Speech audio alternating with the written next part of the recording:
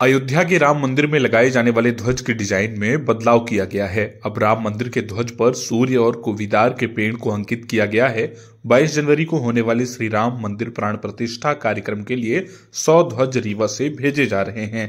इन्हें रीवा के हरदुआ गांव निवासी ललित मिश्रा ने तैयार किया है।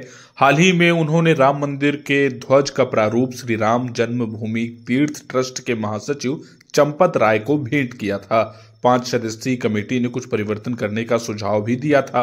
अब नई डिजाइन कमेटी के समक्ष पेश की जाएगी। इसके बाद लंबाई चौड़ाई निर्धारित की जाएगी। ललित मिश्रा ने बताया कि सूर्य वंश का प्रतीक सूर्य है, इसलिए सूर्य को ध्वज में अंकित किया गया है।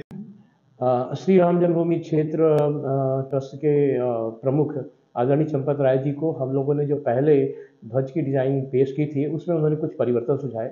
उन परिवर्तनों के अनुसार डिज़ाइन में संशोधन करके हम बहुत जल्दी नई डिज़ाइन उनको पेश करने वाले हैं। और इसमें सूर्य, क्योंकि वो सूर्य हैं, तो सूर्य वंश का प्रतीक सूरज भी सामने ध्वज में लगाया जाएगा और कोविदार का वृक्ष दोनों रहेंगे। कोविदार वृक्ष अयोध्या के राज ध्वज में अंकित होता था। एक तरह से हम कहें तो यह कोविदार वृक्ष अयोध्या का राज वृक्ष है।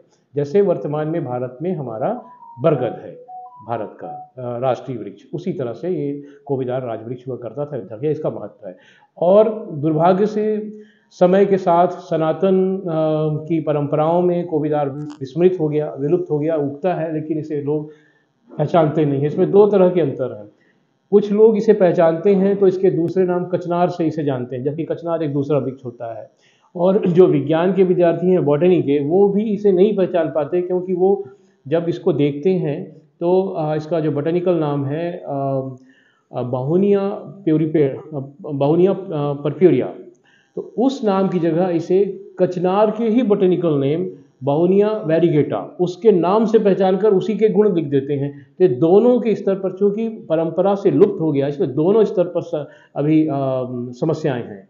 अब इस शोध के बाद और झंडे लगने के बाद अयोध्या में ये जो दोनों तरह का कन्फ्यूज़न है दूर हो जाएगा। इंडिपेंडेंटली जो रिसर्च करते हैं, जैसे आयुष मंत्रालय की शोध है, उन्होंने बहुनिया परफ्यूरिया के नाम से पूरी रिसर्च कराई हुई है, लेकिन वो इसको कोविदार नहीं कह पाए। तो इस तरह से अलग अलग स्तर पर संदेह हैं। अब जो हर तरह के संदेह दूर हो जाएंगे जी। कोविदार वृक्ष त्रेता युग के प्रारंभ में इसकी कहानी शुरू होती है, और ये कहानी मिलती है हमें हरिवंश पुराण में। ऋषि कश्यप ने इस वृक्ष को बनाया और पारिजात श्रेणी के कचनार के वृक्ष में मंदार का सार मिलाकर बनाया। तो इस तरह से ये सबसे पहला हमारा हाइब्रिड प्लांट हुआ विज्ञान की भाषा में। और त्रेता के अंत में भगवान राम हुए। तो इसी बीच अयोध्या ने, चूँकि इसमें शायद वैज्ञानिकता थी, और ये वृक्ष बहुत उपयोगी है, स्वास्थ्य के लिए, पर्यावरण के लिए, हर दृष्टि से उपयोगी है, तो इसे शायद अयोध्या के साम्राज्य ने इसलिए इसे अपने ध्वज का प्रतीक बनाया। रीवा से हम लोग 100 ध्वज देने का हमने प्रस्ताव किया हुआ है, जिसे उन्होंने मान लिया है।